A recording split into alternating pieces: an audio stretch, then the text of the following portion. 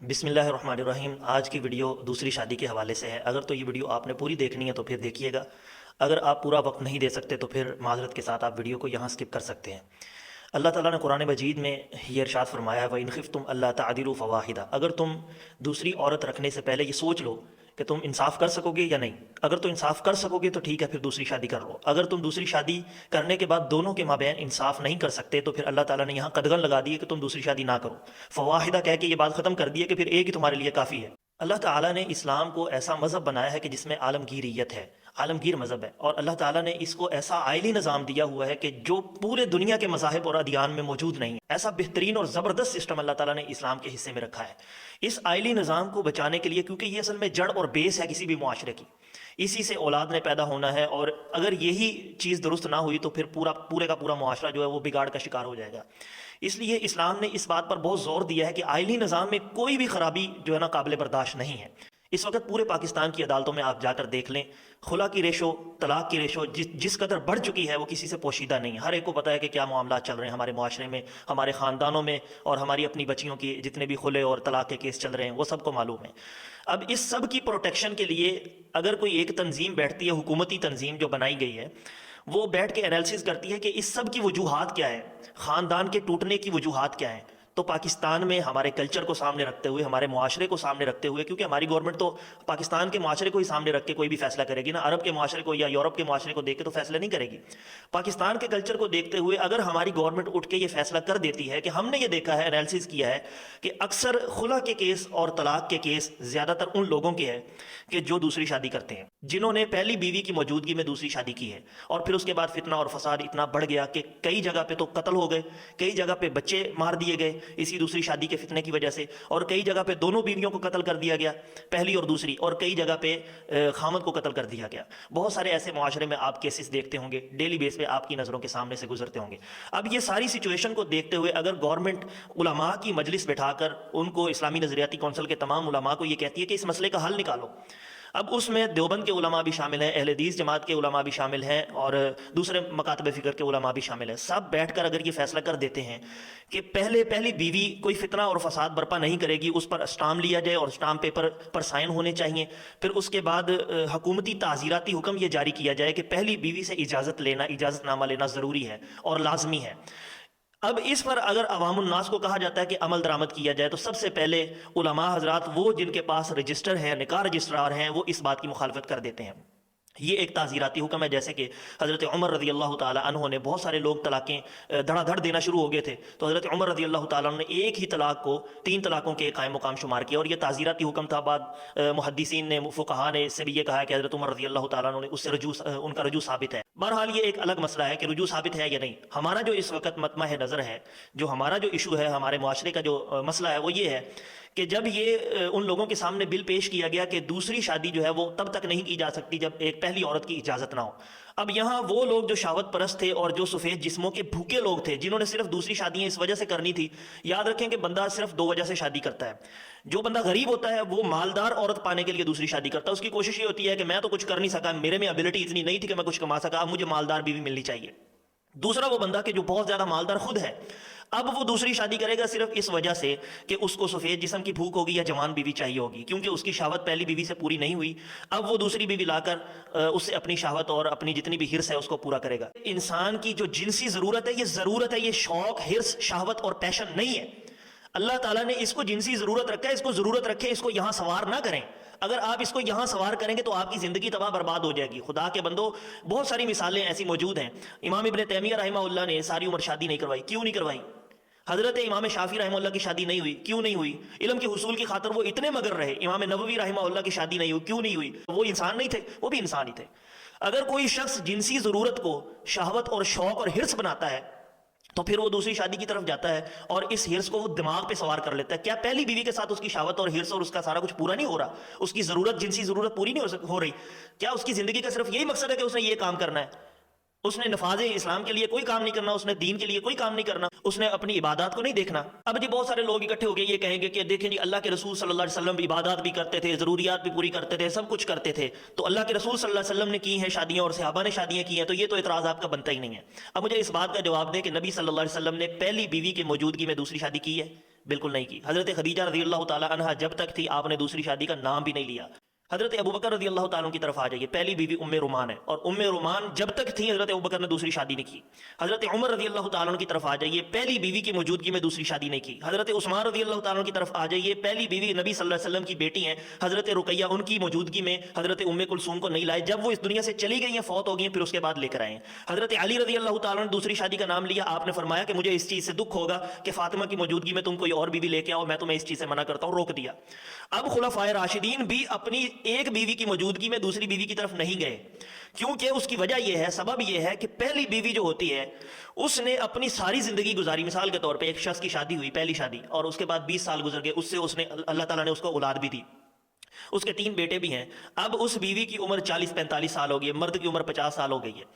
اب اس کی ساری زندگی کی کیا یہ قدر و قیمت ہے کہ 50 سال کی عمر میں جب وہ بوڑھی ہوگی اس نے اپنا من مار دیا، اپنی خواہشات قربان کی، راتوں کو اٹھ کے بچوں کو سنبھالا، اور اس نے اس کے گھر کی خانہ داری اور سارے ضروریات کو پورا کیا، اس کے گھر کی صفائی ستھرائی کا اہتمام کیا. وہ جب آتا تھا اس کے کپڑے پریس ہوتے تھے، اس کی خدمت میں اپنی ساری زندگی گزار دی، اپنی ہڈیاں بوڑھی کر لی. اس نے اپنے چہرے کو سنوارنے کی بجائے اس نے اپنے خاوند کی ضروریات کو پورا کیا. کیا اب اس کی ساری زندگی کی قدر و قیمت یہ ہے کہ اس پر 1 لاکھ سوکن بٹھا دی جائے؟ حضرت ابراہیم علیہ السلام حضرت اسماعیل علیہ السلام کے پاس جب گئے تھے نا ملنے کے لیے، تو انہوں نے کیا کہا تھا کہ بیٹا آپ کی جو چوکھٹ ہے نا وہ تبدیل کر لو. یہ نہیں کہا تھا کہ ایک چوکھٹ کے اوپر ایک اور تھڑا بنا دو اور دوسری سوتن لا کے اس کے سر پہ بٹھا دو تاکہ دونوں پریشان رہیں اور تم بھی پریشان رہو ساری زندگی. یہ نہیں کہا، بلکہ یہ کہا کہ اپنی چوکھٹ کو تبدیل کر لو. ہاں ایسی بیوی ہے کہ جو بہت زیادہ تنگ کرتی ہے اور خاوند کی ضروریات کا خیال نہیں رکھتی، نافرمان ہے، بد زبان ہے، بد چلن، طلاق دو، نہیں کرو، اجازت ہے طلاق دو اور نہیں کرو. بد چلن بیوی ہے اگر ضروریات کو پورا نہیں کر رہی. ایک کی موجودگی میں دوسری لاؤ گے تو فتنہ برپا ہوگا. سب سے پہلے آپ اپنے کلچر کو سامنے رکھیں. یہ عرب کا کلچر نہیں ہے، یہ پاکستان میں آپ رہنے والے لوگ ہیں، پاکستان میں رہتے ہیں، تو پاکستان کا کلچر اور تہذیب اور ثقافت کا اسلام نے بڑا لحاظ رکھا ہے. جب آپ کا یہ کلچر اس بات کی اجازت نہیں دیتا، آپ کو پتا ہے کہ دوسری شادی کریں گے تو فتنہ برپا ہو جائے گا، تو کیوں کرتے ہو؟ میں آپ کو ایک قصہ سناتا ہوں. ایک عالم دین تھے، ان کی دوسری شادی انہوں نے کرنے کا پلان کیا تو ان کے بیٹے نے ان کی ٹانگیں کاٹ دی، دونوں اپنے ساتھیوں کو ملایا، ان کی ٹانگیں کاٹ دی. اب بہت سارے ایسے قصے آپ کو ملیں گے کہ جو لوگ دوسری شادی کی طرف جاتے ہیں اور فتنے برپا ہو جاتے ہیں. مومن کی یہ پہچان ہے کہ جب اس کو کہیں بھی اس کا حق ہے، بے شک اس کا حق ہے دوسری شادی کرنا. اگر اس کو حدیث مبارکہ میں آتا ہے کوئی ایسا بندہ ہے کہ جس کو پتا ہے کہ یہ میرا حق ہے، اس کے باوجود وہ چھوڑ دیتا ہے، اللہ تعالیٰ اس کو جنت کے وسط میں جگہ عطا فرمائے گا، اس کو وہاں پہ گھر عطا فرمائے گا. اب ایک بندے کو پتا ہے کہ میرا حق ہے لیکن وہ حق اس کو حاصل کرنے میں بہت سارے فتنوں کا سامنا کرنا پڑے گا. تو مومن کی یہ پہچان ہے، مسلمان کے لیے ہی تقوی اختیار کرنے کا حکم دیا گیا ہے نا. تو پھر اس کو یہ چاہیے کہ وہ اس فتنے سے باز آ جائے. اس کو پتا ہے کہ میری اولاد نافرمان ہو جائے گی سب سے پہلے. نمبر 2، جب میں دوسری شادی کروں گا تو میرے داماد بھی دوسری شادیاں کریں گی اور پھر ساری عمر وہ بندہ بھی دکھی رہے گا، اس کی بچیوں کی ماں بھی دکھی رہے گی کہ اس کے دامادوں نے جب دوسری شادی کرنی ہے نا تو پھر اس کو پتا چلے گا کہ کیا تکلیف ہوتی ہے. پھر نمبر 3 پہ اس کی جو اپنی بیوی ہے اس کے ساتھ اس کا رویہ درست نہیں رہے گا. اب ایک بندے کی شادی 40 سال گزر گئے ہیں، بیوی نے بڑا کوآپریٹ کیا ہے، لیکن 40 سالوں کے بعد جب اس نے صرف اس فتنے کو مول لے لیا ہے کہ اب تو ختم ہے، تو بوڑھی ہو گئی ہے، تیری رنگت چہرے کی تبدیل ہو گئی ہے، رنکلز پڑ گئے ہیں تیرے فیس کے اوپر اور میں تیرے ساتھ مزید وقت نہیں گزارنا چاہتا ہوں، کیا یہ قدر و قیمت ہے اس کی؟ اس نے جو اس کے لیے قربانیاں دی ہیں.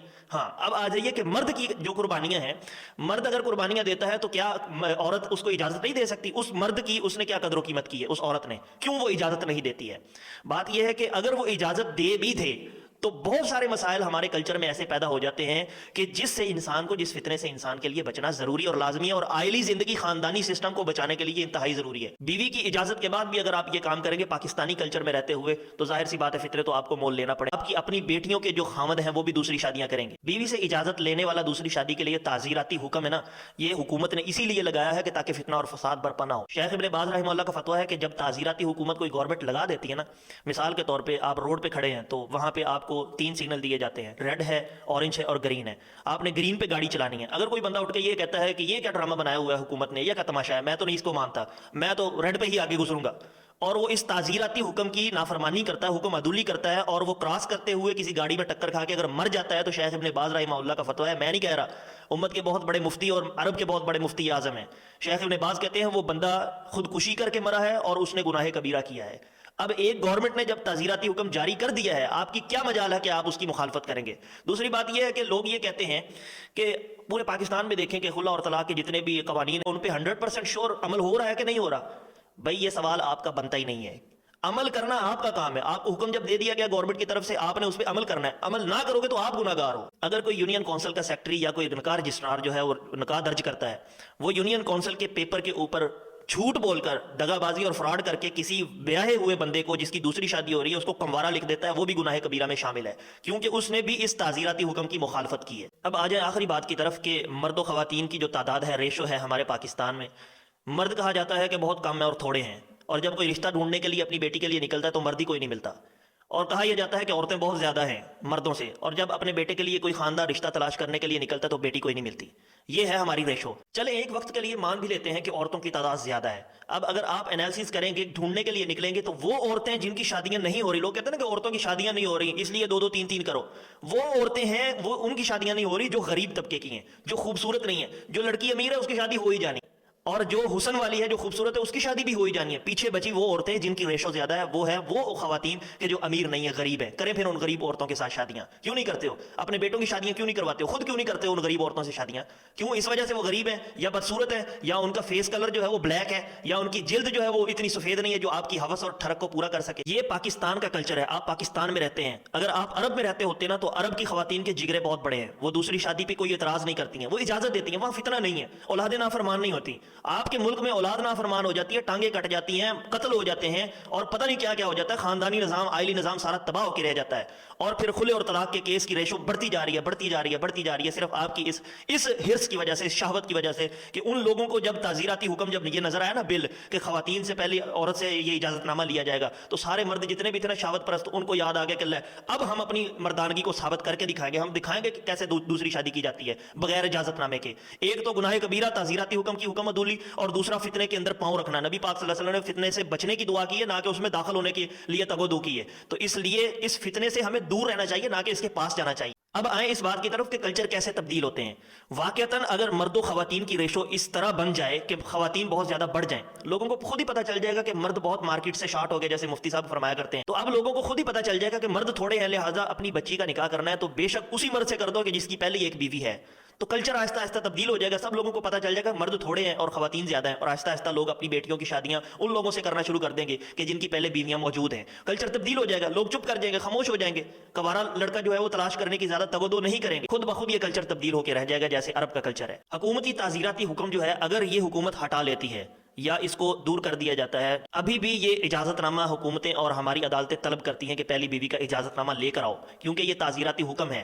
اور اگر کوئی اس کی حکم عدولی کرتا ہے, کورٹ میرج کرتا ہے, تو وہ خود گناہ گار ہے, کیونکہ اس نے حکومتی تعزیراتی حکم کی نافرمانی کی ہے. اب وہ کون سی سچویشن ہے کہ جب ہم دوسری شادی کر سکتے ہیں پاکستان میں رہتے ہوئے؟ سب سے پہلی بات یہ ہے کہ حکومت اپنا تعزیراتی حکم جب اٹھا لے گی, اس وقت آپ بغیر اجازت نامے کے پہلی بیوی کی اجازت کے بغیر آپ دوسری شادی کر سکتے ہیں.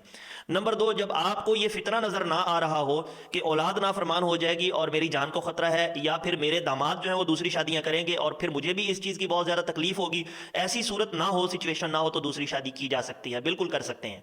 نمبر 3, اس میں حصول اولاد کا جو ہے نا وہ پہلو ہونا چاہیے, نہ کہ اپنی ہوس اور ہرس اور سفید جسم یا جوان بیوی کے خوبرو ہونے کی وجہ سے انسان دوسری شادی کرے کہ مجھے میری شہوت پوری ہو جائے. یہ مقصد ہرگز نہیں ہونا چاہیے. عموماً دیکھا جائے تو 100% شور میں یہ بات کہہ سکتا ہوں کہ لوگ اسی وجہ سے شادیاں کرتے ہیں دوسری, اگر ان کی اولاد ہے. اگر ان کی اولاد نہیں ہے تو پھر وہ دوسری شادی کی طرف جاتے ہیں کہ اولاد نہیں ہے. اور اس صورتحال میں, سچویشن میں, پہلی بیوی کھلے دل سے اکثر اجازت دے دیتی ہے کہ ٹھیک ہے کہ میرے ہاں اولاد نہیں ہوئی, آپ دوسری شادی کر سکتے ہیں. اس میں فتنے کے امکانات بہت کم ہوتے ہیں. اور پھر قرآنی حکم کو بھی سامنے رکھیں کہ اللہ تعالیٰ نے یہ فرما دیا ہے وَإِنْ خِفْتُمْ أَلَّا تَعْدِلُوا فَوَاحِدَةً, اگر آپ دونوں میں انصاف کر سکتے ہو تو پھر دوسری شادی کی طرف جاؤ, ادروائز آپ دوسری شادی نہ کریں تو بہتر ہے. آئلی نظام اور خاندانی نظام کو پریفر کریں, اور جتنا ہو سکتا ہے کہ اپنے گھروں کو بچا لیں. جو ایک گھر بن گیا نا, خدا را اس گھر کو بچا لیں.